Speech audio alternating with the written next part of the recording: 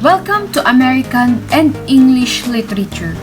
The prolific writer I have chosen in American literature is Toni Morrison with her work Beloved, and in English literature, I chose Samuel Taylor Coleridge with his work titled This Lime Tree Bower My Prison.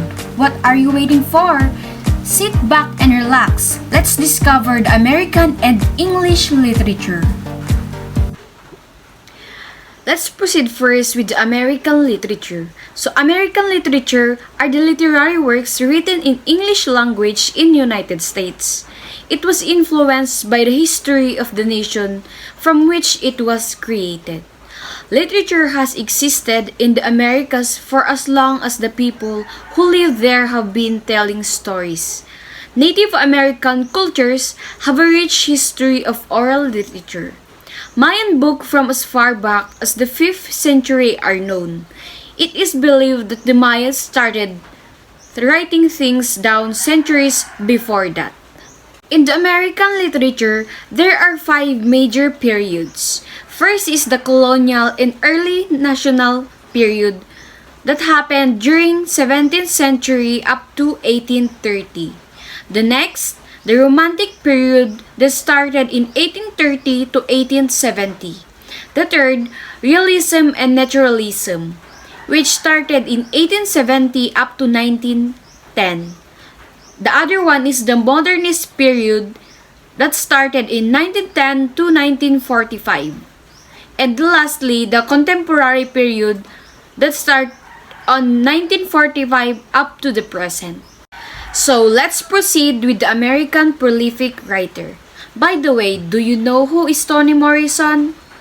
Well, Toni Morrison is one of the most celebrated authors in the world.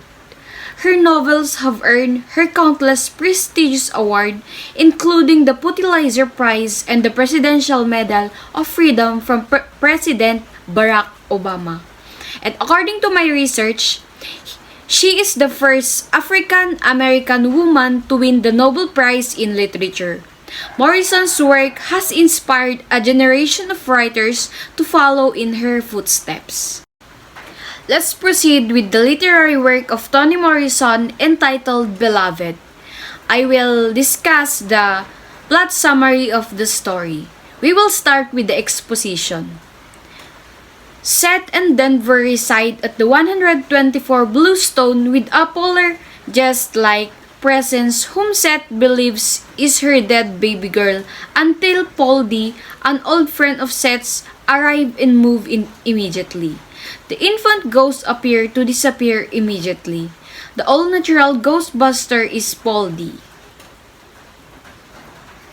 And the rising action starts when Seth, Denver, and Paul D. are getting back from the carnival one day when they notice a young woman resisting in the tree stump outside of 124. The girl needs places to stay. Denver would have a wonderful time with her. Oh, also, her name is Beloved, which is the same name Seth gave her to her dead baby girl. And the climax of the story is when Seth attempts to murder her children and the successful death of her newborn to keep them out of slavery and revealed. The ladies of the neighborhood from a ring around 124 and sing outdoors, driving Beloved away.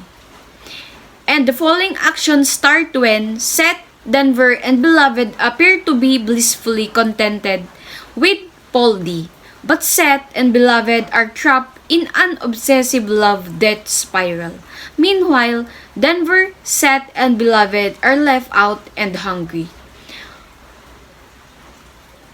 124 may be full of love, but love alone cannot support the flesh. It doesn't take long for Denver to see that things are falling quickly, so she sets out on her own to help the family by finding work.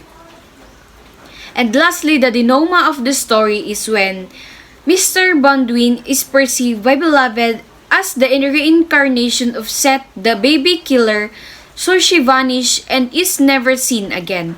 Seth starts to realize her self-worth, allowing her to accept Beloved's death and remembrance.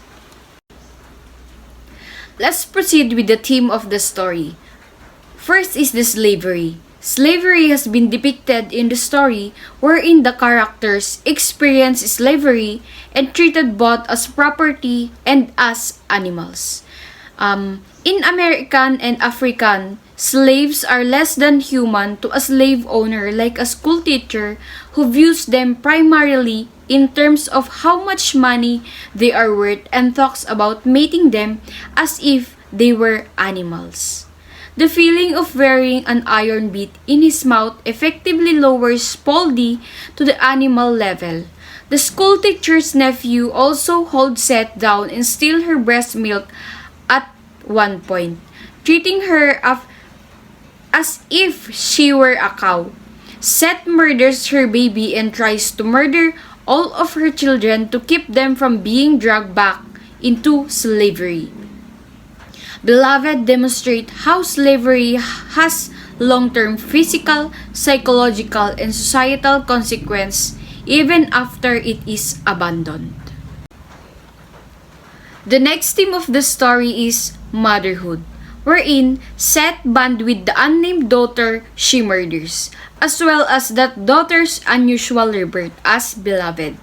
It is only through her drive to meet her children, milk her baby, and deliver Denver safely that Seth miraculously escapes Sweet Home. Similarly, Hale works additional hours to buy his mother's freedom, baby Suggs, before obtaining his own. The close relationship between Denver and Seth, into which Poldy intrudes, emphasize the power of mother-child relationship. In the novel, it is very crucial that there is the connection between the mother and the children, which Seth depicted in her. So, let's proceed with the characters and their characterization. So, first is Seth. Seth is an enslaved woman who abducts her two elder boys to escape while traveling to Cincinnati, Ohio in 1885 with her own infant baby girls. She departs Sweet Home when she was pregnant with Denver. She's also the one who murdered her own children. The other character of the story is Denver. Denver is Seth's youngest child. She is quiet and self-sufficient, yet she yearns for Seth's and beloved's attention and affection. The other character is Beloved. Beloved might be seen as a personification of the past seduction and a threat as she prompts Poldy and Seth to recall and recount their tales, finally becoming overwhelmed by them. She also appears to be able to speak for all slaves' agony and suffering as she recalled the middle voyage from Africa to the United States. So the other character is Poldy. Poldy works as slaves in Sweet Home. He also attempts to bury his bad memories in what he refers to as the tobacco tin where his heart once resided. But Seth and Beloved drive him to face his past. He eventually returns to care for Seth even after she appears to have gone insane. And last character is the school teacher. He is a terrible person. He not only beats and abuses his slaves, but he also keeps track of them, measuring and studying them as if they were animals. He seemed to treat them as if they were animals. So that's all the character of the story, The Beloved. So let's proceed with English literature. Do you have any idea what is English literature? Well, English literature is the study of writings written in English language from all around the world. Literature comprises a wide variety of texts including novels, non-fiction, poetry, and play, and among others. Literature, on the other hand, is a challenging concept as new modes of communication offer a diverse range of current literature. Writing that has intellectual quality is often defined as literature. Other sort of materials such as script, non-fiction, song lyric, and online communication through blogs and other methods are increasingly considered literature in the modern world. Let's move on with the prolific writer in English literature. Do you know who is Samuel Taylor Coleridge? Well, he is an English lyrical poet, critic, and philosopher. His lyrical ballads, written with William Wordsworth, heralded the English Romantic movement, and his Biographia Literaria is the most significant work of general literary criticism produced in the English Romantic period. I will read to you some literary works of Samuel Taylor Coleridge entitled "This Lime Tree Bore My Prison." Now my friends emerge beneath the wide heaven in view again. The many stapled track magnificent of hilly field and meadows and the sea, with some fair bark perhaps whose sails light up the sleep of smooth clear blue betwixt two isles of purple shadow. Yes, they wander on in gladness all, but thou methinks most glad, my gentle-hearted Charles, for thou hast been and hungered after nature many a year, in the great city pent, winning thy way, with sad yet patient soul, through evil in pain, and strange calamity, slowly sink, behind the western ridge, thou glorious sun, shine in the slant beams of the sinking orb. Yea, purple health flowers, richlier burn, yea, clouds, live in the yellow light, yea, distant groves, and kindle their thou blue ocean, so my friend, struck with deep joy may stand, as I have stood, silent with swimming sense, yea, gazing round on the wide landscape, gaze till all doth seem less gross that bodily, and of such hues as will the Almighty Spirit, when yet he makes spirit perceive his presence. A delight comes sudden on my heart, and I am glad as I myself were there, nor in this bower. This little lime tree bower have I not marked, much that has suited me, pale beneath the blaze, hung the transparent foliage, and I watch, some bored and sunny leaf, and love to see the shadow of the leaf and stem above, dappling its sunshine, and that walnut tree, watch richly tinged, and a deep radiance lay, full on the ancient ivy which usurped those fronting elms, and now with the blackest mass, makes their dark branches gleam a lighter hue. Through the late twilight, and through now the bats, wheel silent by, and not a swallow twitters, yet still the solidarity humble bee, sing in the bean flower, henceforth I shall know, the nature never desert the wise and pure.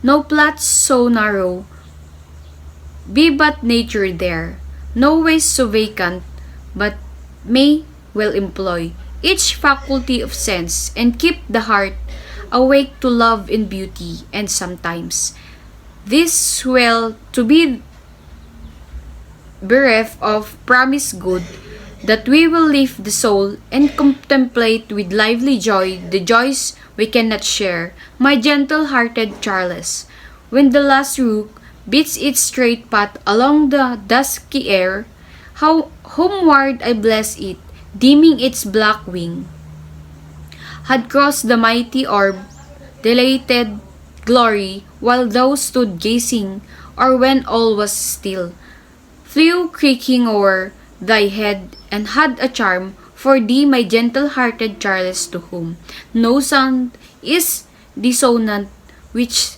tell of life. So, behind that poem, there is a life story wherein, in the summer of 1797, Coleridge's wife accidentally dumped a pan of boiling milk on his foot, oppressing her to the duration of Charles' long visit. While his companion went for a trip over the contacts, Coleridge was compelled to stay at home. He opted to sit under the lime tree in the yard of his friend Thomas Pole. Coleridge, physically bound to his lime tree bower, no longer feels emotionally constrained after imagining what his colleagues are doing to out in the open as they roam around Somerset. However, after vicariously seeing the insights that his companion have seen through his imagination, Coleridge has a great admiration for his surroundings, which is the lime tree bower. When the sun sets and darkness falls, appears to be a pleasant place to stay with nature for company. That's the behind story of the poem. Let's proceed with the theme of the poem. First is admiration, wherein Coleridge admires and takes responsibility for his colleague Charles, whom he dedicates his poem. He admires Lamb for persisting in the face of adversity while having a kind heart and for being able to integrate his own troubles into a wider natural harmony. The next theme of the poem is the natural world and the man, wherein the mystical link between human and nature returns again. So, Coleridge, the speaker, feels estranged at the start of his poem. And we can see him as a grumpy kid kicking the soil and grumbling in the stupid lime tree bower. And he eventually realized nature's ability to unite rather than divide. And lastly, the time. The speaker imagination helped him cope up with his absence from his companion. But we shouldn't overlook the healing influence of time, especially because Coleridge goes to such measures to show us how time passes. The time shows that time moves quickly. So that's all about the English and American literature. I hope you have learned something. Thank you.